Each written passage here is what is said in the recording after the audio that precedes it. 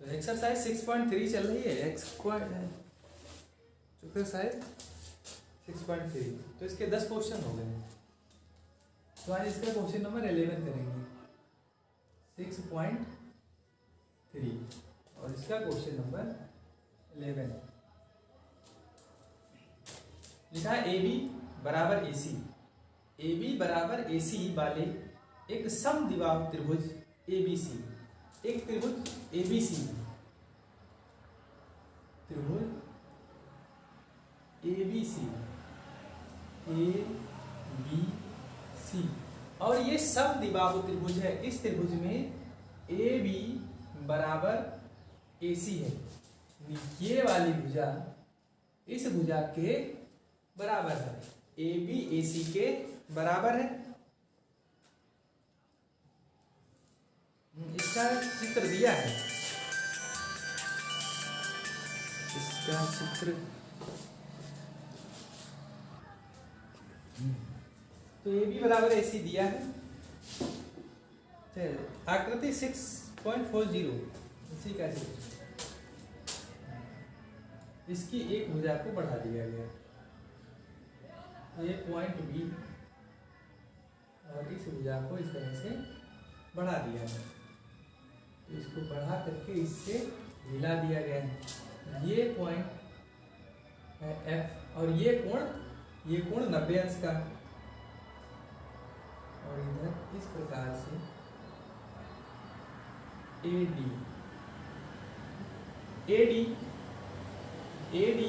BC पर लंब है। तो लिखा है कि AD लंब है BC पर, AD BC पर लंब है और EF लंब है AC पर। EF है और ये AC पर लंब है। तो सिद्ध कीजिए कि त्रिभुज ABD, ये हमें प्रूव करना है। टू प्रूव त्रिभुज ABD समरूप है त्रिभुज ECF के। ये प्रूव करना है। चलिए तो पहले इसी कंडीशन का यूज कर लेते हैं। AB बराबर AC समद्विबाहु त्रिभुज है, तो दो भुजाएं बराबर हैं AB और AC। हम जानते हैं कि बराबर भुजाओं के सामने के कोण बराबर होते हैं। समद्विबाहु त्रिभुज में बराबर भुजाओं के सामने के कोण, ये AC भुजा है तो इसके सामने कोण है B और इसके सामने कोण है C। तो हम लिख सकते हैं कोण B बराबर कोण C, कोण B और कोण C। हमें सिद्ध करना है त्रिभुज ABD। ABD को देखो, ABD ये वाला त्रिभुज है, तो इस त्रिभुज का कोण ये B, इस त्रिभुज के कोण C के बराबर हो गया। अगर ये 90 है तो ये भी तो 90 होगा। और दूसरा है ECF,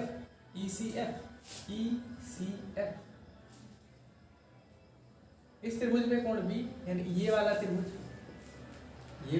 और ये समरूप दिखाने, तो हमें एक कोण इन दोनों का बराबर मिल गया। ये B कोण इस त्रिभुज में है, C कोण इस वाले में है, तो B C के बराबर हो गया। दूसरा ये वाला कोण, ये 90 है, ये 90 है, कोण CFE बराबर कोण ये भी तो 90 है, ADB ये दोनों बराबर होंगे। तो इस त्रिभुज में और इस त्रिभुज में दो कोण बराबर मिल गए, तो हम कह सकते हैं कि इस प्रकार त्रिभुज ABD समरूप है त्रिभुज ECF के डबल A समरूपता से प्रूफ हो गया। बढ़ते हैं क्वेश्चन नंबर 12 की ओर। क्वेश्चन नंबर 12, चलो इसको मिटा देते हैं, तो आएगा नहीं तो फिर प्रॉब्लम होगी।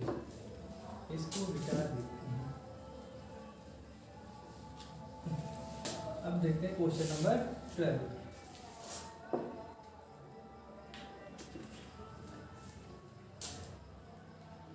क्वेश्चन नंबर 12 में डायग्राम दिया है, इसमें दो चित्र है। एक ये वाला त्रिभुज ABC, तो इसकी ये माध्यिका है AD। इसी प्रकार ये वाला त्रिभुज, ये त्रिभुज है PQR और इसकी माध्यिका है ठीक है। ये त्रिभुज एबीसी है, इसमें माध्यिका एडी। तो माध्यिका एडी माध्यिका है, इसका मतलब है कि भुजा बीसी को दो बराबर भागों में काटेगी। माध्यिका है तो मध्य बिंदु पर काटेगी। ये मध्य बिंदु हो गया बीसी का, ये मध्य बिंदु है, तो जितना भाग ये होगा उतना ये होगा, यानी जितना भाग ये बीडी होगा उतना ही ये भाग सीडी होगा। इधर आ जाइए कि ये माध्यिका है पीएम, तो ये मध्य बिंदु है, तो जितना भाग ये उतना ही ये, यानी क्यूएम बराबर आरएम। ये भाग और ये भाग बराबर, क्योंकि ये इसकी माध्यिका और ये इसकी माध्यिका है। चलिए और आगे देखते हैं। और दिया है त्रिभुज एबीसी की भुजाएं एबी, यानी इस त्रिभुज की भुजा एबी, बीसी और माध्यिका एडी। एबी, बीसी और माध्यिका एडी। एक अन्य त्रिभुज पी क्यू आर की क्रमशः भुजाओं पी क्यू, क्यू आर और पी एम के समानुपाती है, अर्थात इनका अनुपात बराबर है, यानी इस फॉर्म में लिखा जाएगा। तो दर्शाइए कि त्रिभुज एबीसी और पी क्यू आर समरूप है, यानी हमें एबीसी और पी क्यू आर को समरूप दिखाना है। तो समरूप के लिए A B upon P Q, A B upon P Q, B C upon Q R, B C upon Q R. अब ये A D upon P M है। अगर ये A C upon P R हो जाए या हम इन दोनों में एक कोण बराबर दिखा दें, तो हम कह सकते हैं कि ये दोनों त्रिभुज आपस में समरूप होंगे। क्योंकि अगर इतना देखा जाए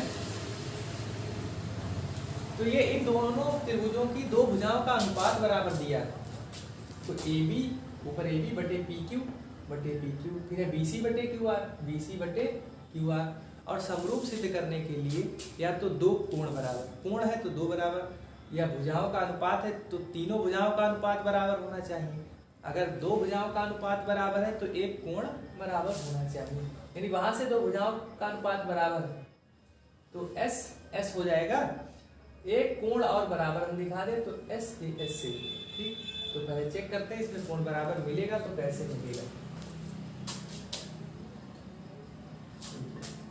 तो ये माध्यिका है, तो इसको मध्य बिंदु पर काट लेंगे। तो ये जो बीडी भाग है ये बीसी का आधा हो जाएगा, बीसी का आधा बीडी होगा। ये पूरी भुजा बीसी है और इस बीसी का आधा भाग है ये। इसी प्रकार इसमें देखिए, ये पूरी भुजा क्यू आर है, ये क्यू एम, ये क्यू एम क्यू आर का आधा हो जाएगा। ये क्यू एम इस पूरी भुजा का आधा है। चलिए इसी में हम प्रूफ करेंगे। A B upon P Q बराबर बी सी बटे क्यू आर लिखा है, तो हम बी सी को 2 से भाग कर दें और क्यू आर को 2 से भाग, हम ऐसा कर सकते हैं।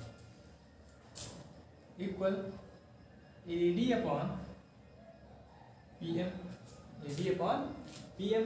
तो A B upon P Q, A B upon P Q equal B C upon 2, B C upon 2 को बी डी लिख सकते हैं, क्यू आर बटे 2 क्यू एम लिख सकते हैं, और ये A D upon P M.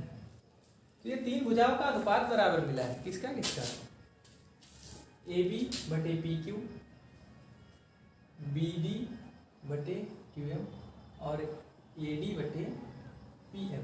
इसका मतलब है कि ये वाला त्रिभुज इस त्रिभुज के समरूप हो गया, तो कह सकते हैं इस प्रकार त्रिभुज ए बी डी समरूप है त्रिभुज पी क्यू एम के। और किस समरूपता से, ट्रिपल एस समरूपता से। लेकिन हमें ये नहीं प्रूव करना है, हमें प्रूव करना है कि त्रिभुज एबीसी समरूप है त्रिभुज पी क्यू आर के। तो अब इसको और आगे बढ़ाते हैं। जब हमें ये वाला त्रिभुज इस त्रिभुज के समरूप मिल गया है, तो हम जानते हैं कि समरूप त्रिभुजों के संगत कोण भी बराबर होते हैं।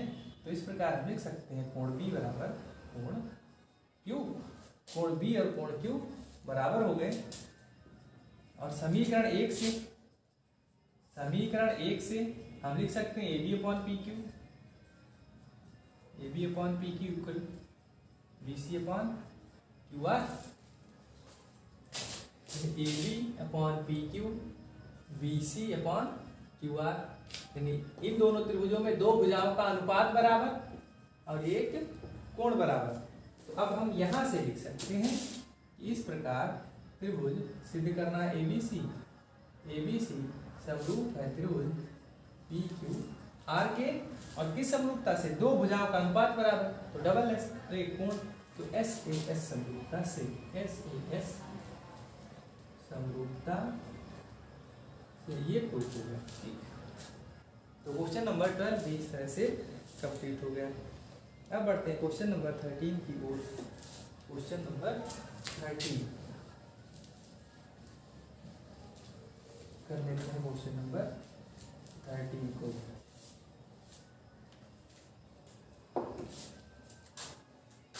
क्वेश्चन नंबर 13 में एक त्रिभुज एबीसी की भुजा बीसी पर एक बिंदु डी इस प्रकार स्थित है। एक त्रिभुज एबीसी, उसने कहा है कि पहले एक त्रिभुज एबीसी है, ए बी सी, और इस त्रिभुज की भुजा बीसी, यह भुजा बीसी पर एक डी इस प्रकार है, डी बिंदु बीसी पर है कि एडीसी